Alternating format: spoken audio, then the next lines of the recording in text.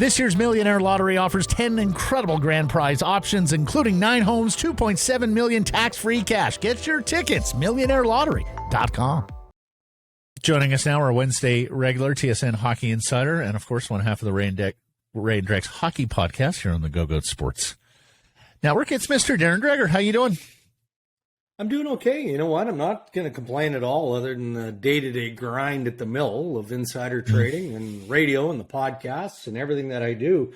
It's been relatively quiet, which is nice. You know, TSN is focused on World Cup, and that's been a nice distraction. So you take these kind of reprieves, as you guys know, over the course of a long year, when you can get them. So this is a bit of a break for me. Well, it's funny you bring this up because the Western people were talking about how as bad as the Canucks have been.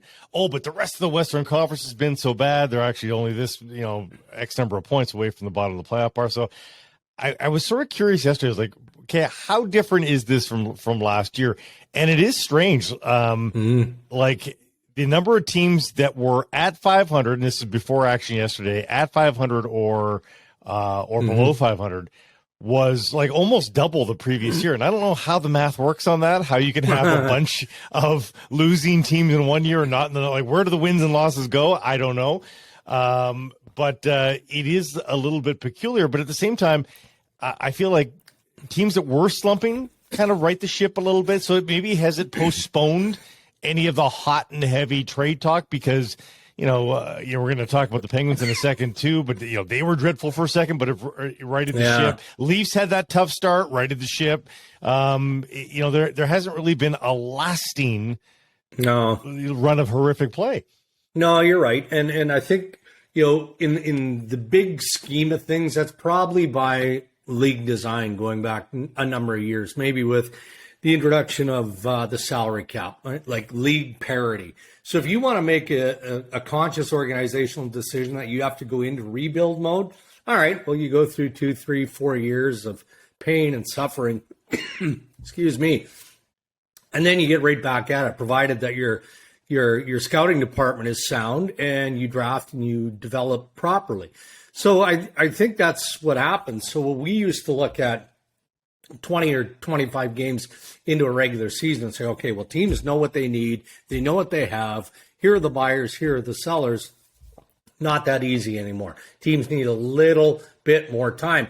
And to get back to the salary cap, not that we need anybody to eye glaze over this stuff, but the cap matters because it goes down as you get closer to the March 3rd trade deadline, specific to the contract that you're willing to take on. So all of that, I think, contributes to some form of parity that we see. Well, and you brought this up before that, teams sometimes get fooled into thinking they're a lot closer to the playoff bar than they are because of just that point proximity is there.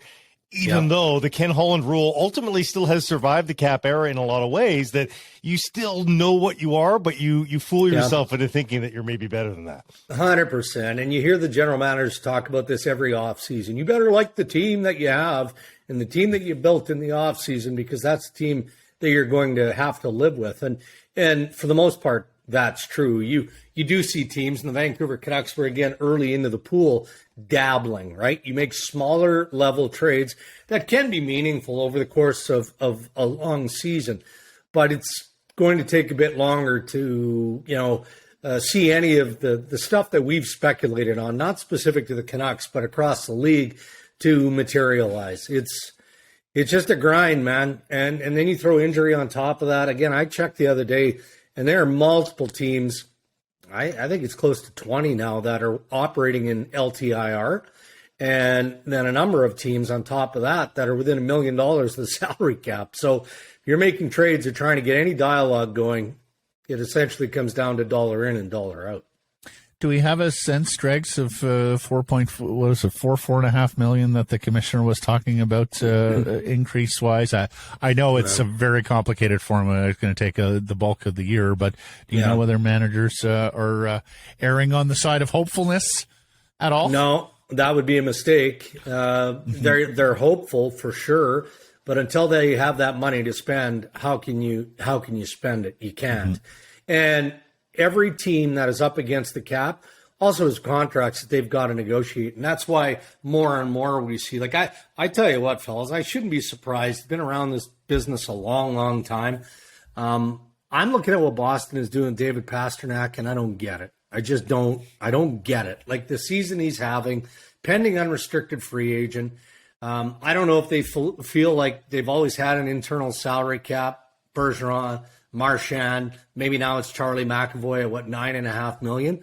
But this guy goes to the open market. He's getting Artemi Panarin money. So, regardless what the salary cap is doing next year, don't you want to keep David Pastrnak in the group? Because there won't be a Bergeron for much longer. There won't be a David Krejci for much longer. Go down the list. So you can hope for those dollars to appear. Worst case scenario, it's $1 million bump. It's a flat cap. Best case scenario is it's $4 million, $4.5 million. But you still have to look after your own. So it's a bit confusing to me why some teams don't still take advantage of their business.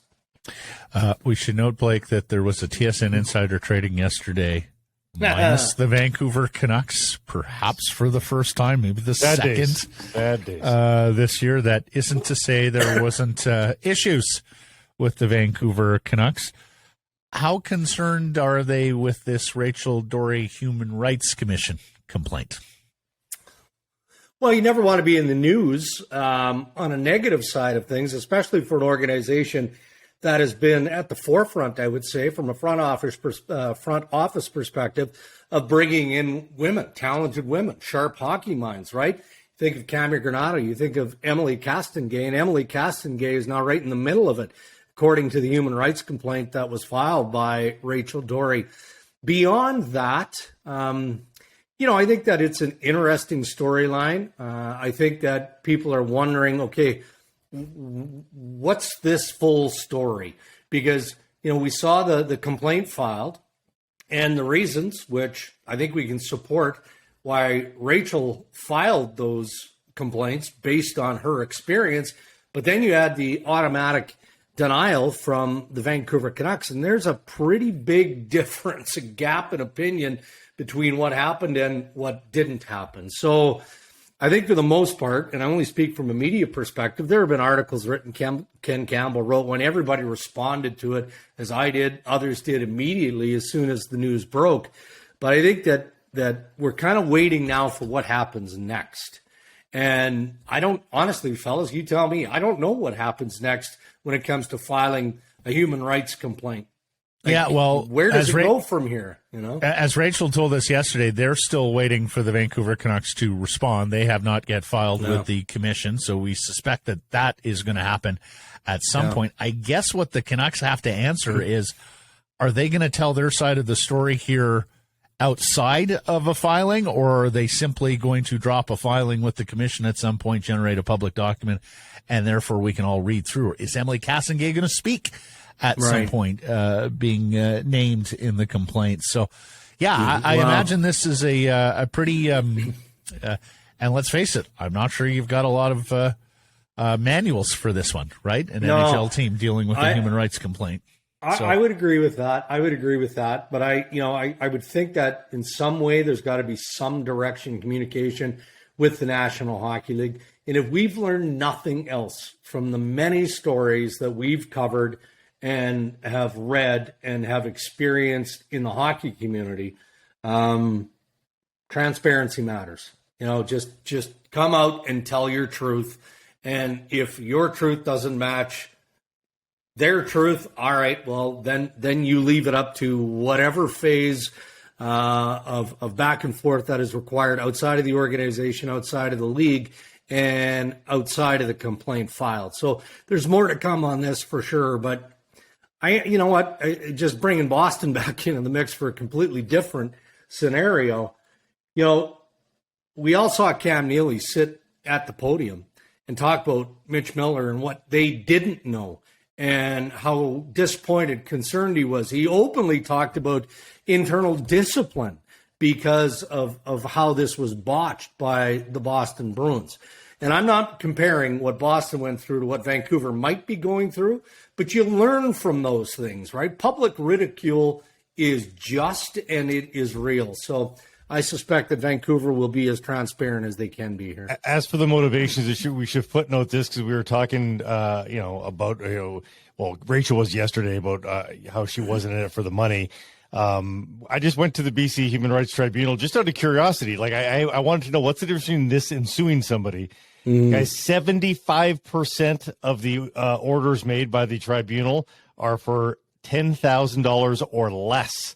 Yeah. 89% are for $20,000 or less. So this just by those facts, it's not about the money. There's no big money here at all. Her and her representative would absolutely know that. This isn't. You're quite right. And it's not going away. It's not going away, right? There's got to be a conclusion to it, right? Sure. So are the Canucks going to respond outside of the tribunal, or is it going to simply be the paperwork? We shall see. Yeah.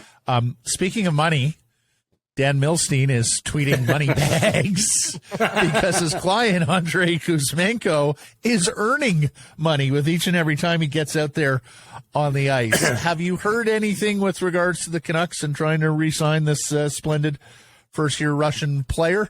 And what's the latest on Bo Horvat, if you have anything there? No, both are pretty quiet as far as I know. Look, I know Dan Milstein pretty well. His phone is always on, and I mean that always. It's always on. Kuzmenko went to the Vancouver Canucks because of opportunity, and for the most part, he's had the opportunity there. Bit of a relationship, as I recall talking to you guys about months ago, with Patrick Galvin, who was then with the Pittsburgh Penguins. And there was a connection there with Milstein, with Kuzmenko, and with Patrick Galvin. So Patrick Galvin did a real good job in selling Kuzmenko on choosing the Vancouver Canucks. So I'd be really surprised if the Canucks aren't willing to exhaust whatever process is required to get to a point in the negotiation where he's a fit financially and otherwise, or he's not a fit. And if he's not a fit, all right, let's maybe save our criticism for that until later in the year, until we have a good feel for what Andrei Kuzmenko is consistently in the National Hockey League. I think that there have been flashes of what we would hope to expect. But guys, we've seen this from other European and other Russian players who come in as unrestricted free agents in the past, where the promise is there that they are going to be stars in the NHL, and then it takes longer than maybe what the player is expecting, and the team isn't as patient as that, and the negotiations don't go as well. So I think that there's a willingness from the Kuzmenko camp, headed by Dan Milstein and the Vancouver Canucks, but I don't know that they're anywhere close at this point, or have even started for that matter. Let's be modest with the projections. Let's say he's not a point per game. That's his pace right now. Let's say it sloughs off. He's merely, quote unquote, a 60-point guy, which is still really good. Really good. What's that? Yeah. What's that number, Dregs, with 1 year in the NHL? Like, help me out here. Like, what do you think you ask for if you are Dan Milstein? Even if you're not a money grubbing agent, you're just a straight up agent, and you're just saying this is a reasonable offer. What do you even start at? Like, I don't know, 4. Really that low? You think? Yeah. Well, I don't know. Like, I mean, that might be way on the low side of things, and that's why I hate to do those negotiations because you're still dealing with a relatively small sample size. Totally here, right. So does Kuzmenko need to take another shorter term deal? And he might. He probably wants a larger deal. Who wouldn't? You want the security and the term and the dollars. But you're right. If he ends up being a 60-point player, if you compare that to other 60-point players in the National Hockey League, the problem is you're looking for a little bit more consistency in what that resume looks like. Is that a 1 year? Is that, 5 of his last 7 years, he's had 50 points or more. So you've got more to work with there when you're doing a hard negotiation. So, I'm sure Dan Milstein is going to shoot for the moon. Oh, sure. Why wouldn't he? Of course he will. Of course he will. But I just don't know the Canucks are there to give it. And Horvat, as far as I know, it's all quiet there, but we talked about this last week, and Ray and I talked about it on the podcast on Tuesday. It's a weird strategy and a weird approach by the Canucks, but I believe they want to keep him. Not because he's having a hell of a year. They want to keep him because he's a good leader. Question is that I have, does Bo Horvat now want to stay? And we're going to find that out. As for Kuzmenko, you're so right. I mean, so few comparables with 1 year in the league. I would suspect Milstein would treat it as, he's a perennial 60 or 70 or 80 point. And then there's the other flip side guys, based on what Dreg said at the top with money in, money out. He's a $950,000 potentially point per game guy. You think he might fetch something at the trade deadline? Everybody could fit him, right? So it's a really interesting file for Jim Rutherford, Patrick Colvin, and the Canucks. I know Blake wanted to ask you about the Kraken before we get out of here down the I-5, who are rolling right now. It was a bit of a tight game last night, really tight game with 17 goals scored. Oh my God! Well, it was a 1-goal game, right? It was, just your typical tight playoff style 1-goal game. But what a season for the Seattle Kraken. I don't think anybody saw this coming. More competitive. I think everybody was probably hoping that they would be more competitive, but challenging for top spot in the division at the quarter polls, pretty impressive. But what do you think Ron Francis thinks his team is? Like, does he push the chips in and go, maybe we can Vegas Golden Knight this sophomore season? Or does he see this as an opportunity to teach them how to win, but ultimately at the trade deadline, sell off whatever he can sell off and still build? Well, I'd lean to the latter, Blake, but maybe not sell off. It'll depend on the pieces that we're talking about. I mean, already we're buzzing around Carson Soucy a little bit because that market is fairly lean on defense. But I'm sure the Seattle Kraken see value in Soucy as well.